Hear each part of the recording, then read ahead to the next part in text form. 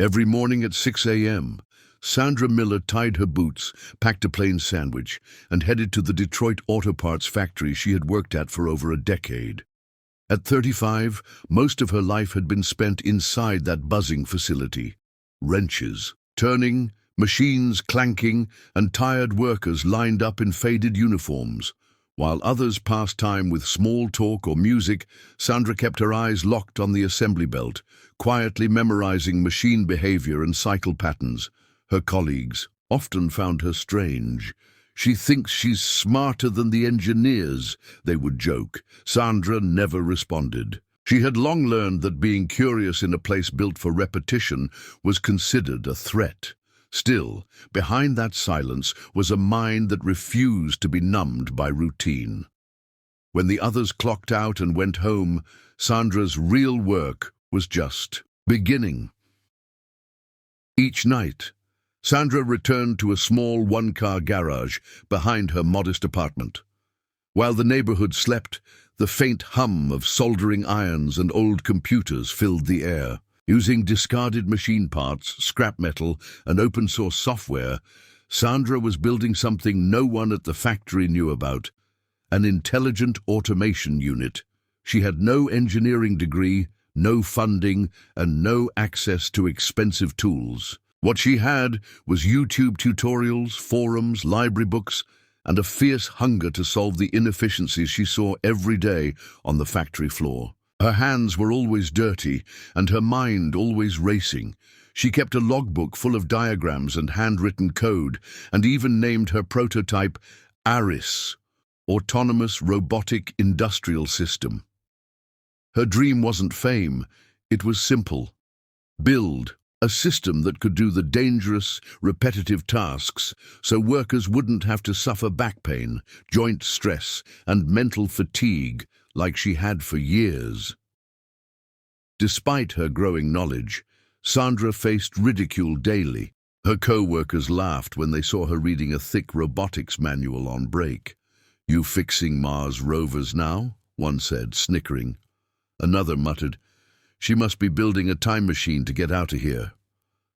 But Sandra never let it shake. Her father, a retired mechanic, used to tell her, "The ones who mock the most are the ones who fear change."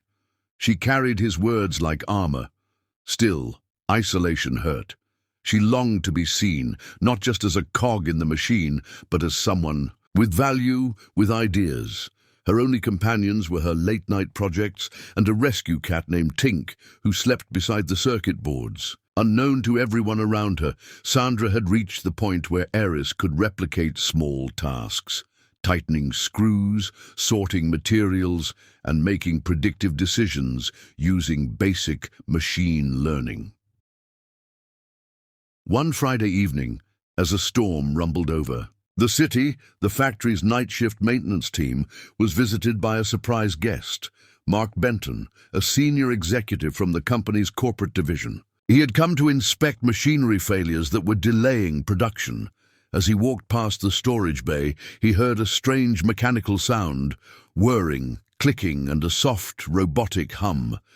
Curious, he followed the noise and found a strange-looking robotic unit sorting defective parts into two bins with surprising speed and accuracy. "Whose machine is this?" he asked the foreman. The man scratched his head. "It's not from HQ. Oh, wait, that's Sandra's little pet project. She messes with stuff after hours." Mark raised an eyebrow. "Sandra who?" "Assembly. Line worker. Bit odd. Keeps to herself." Mark watched Eris for 5 more minutes, jaw slowly tightening with interest. This wasn't just a hobbyist toy. It was efficient, accurate, and smart. The next morning, Sandra arrived early and was greeted with an unusual sight. Her name on the office whiteboard next to "Meeting with Executive, 9:30 a.m. Her heart sank. She assumed the worst. Maybe they thought she tampered with company property. Maybe she'd be fired for using factory scraps. Nervously, she walked into the boardroom, where Mark Benton and 2 other managers sat waiting. "Sandra," Mark said, "we saw your unit last night. Is it true you built that yourself?" She nodded slowly. In my garage, I use broken parts from maintenance bins and write my own code. They exchanged stunned glances. Can you explain how it works? Over the next hour, Sandra calmly walked them through the hardware, the open source language, the logic flow, and the way Eris was designed to learn from feedback. The room, once skeptical, grew quiet. For the first time in her life, she wasn't being dismissed. She was being heard. By the time Sandra stepped out of the office, the factory floor looked the same, but she didn't feel the same. Word had already begun to spread. Whispers followed. Her, not of mockery this time, but curiosity. That night, she received an unexpected email from Mark. Sandra, I believe you've built something truly extraordinary. I'd like to show it to our CEO. Are you free Monday? Sandra stared at the screen, stunned. For years she had built Eris in the dark, unnoticed, unappreciated. Now the light had found her. That weekend she sat down in her garage, not to fix or build, but to smile for the first time in a long while. Her cat curled beside her toolbox. The hum of machines was no longer lonely, it was the sound of a dream taking shape. And this time, the world might actually be ready to listen. Monday morning came faster than Sandra expected. Wearing her cleanest work boots and a blue button-down shirt borrowed from her neighbor, she entered the towering headquarters of Anderson Robotics Corp., the parent company that owned her factory. The shining floors, digital screens, and echoing silence of the building felt galaxies apart from the grease-stained environment she knew. She had spent her life with clanking metal and burnt wiring. Now she was face-to-face with executives, in pressed suits and polished shoes. Mark Benton greeted her with a confident smile. Sandra, the CEO's waiting upstairs. Don't be nervous. Just speak like you did the other day. As the elevator doors closed, Sandra caught her reflection. Calloused. Hands, tired eyes, but fire in her gut. She wasn't there to beg. She was there to show what 15 years of unnoticed brilliance looked like. In the 20th floor conference room, CEO Douglas Hartman, a stern man in his 60s with sharp eyes, waited with 3 senior engineers. A large screen lit up with Sandra's prototype presentation. Her palms sweaty, she connected her tablet and began explaining Eris, its hardware skeleton, logic-based decisions, how it adapted to unpredictable variables, and its human-safe protocols. One engineer interrupted, "This system operates better than half our labs. Who helped you?" Sandra straightened up. "No one. I taught myself after hours. I used broken parts and open-source code." The room went still. CEO Hartman raised an eyebrow. "You created this in your garage?" Sandra nodded. He leaned forward. "Then why are you working the line?" She met his eyes. "Because no one ever asked what else I could do."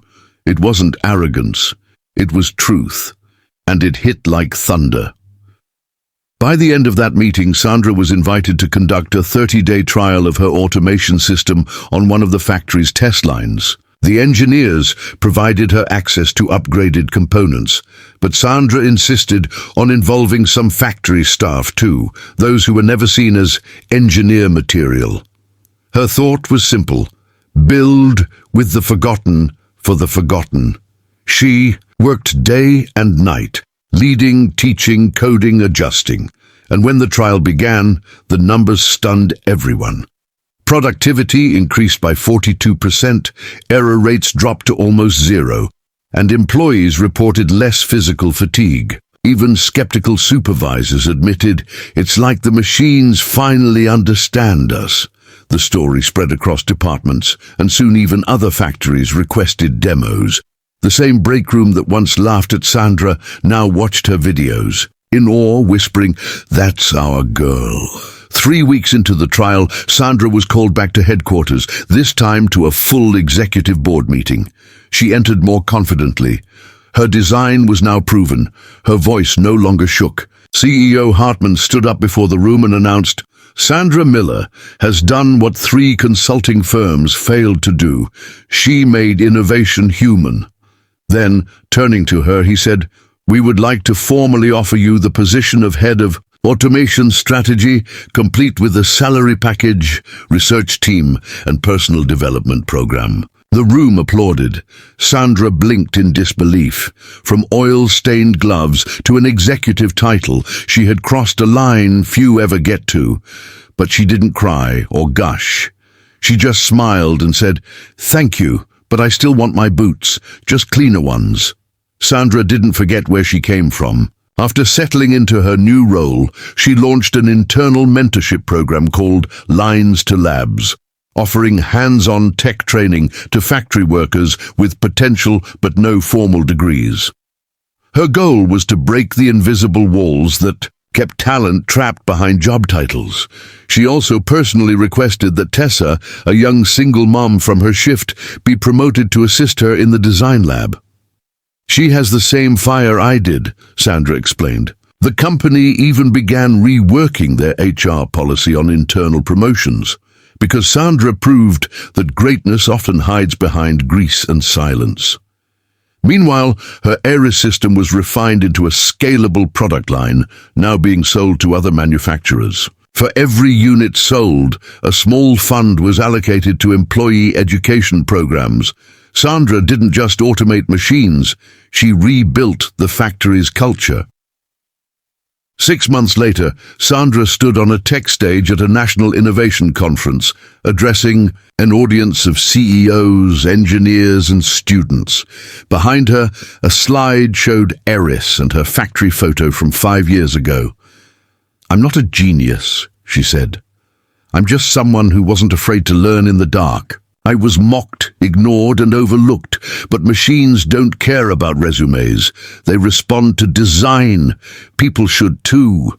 Her speech went viral. Media outlets picked up her story. Headlines read, "Grease-stained genius revolutionizes industry." But back home in Detroit, Sandra didn't let it change her. She still lived in the same apartment, kept Tink the cat beside her toolbox, and visited the factory often. Only now, she walked the floor, not as just another worker, but as the engineer who believed in herself when no one else did.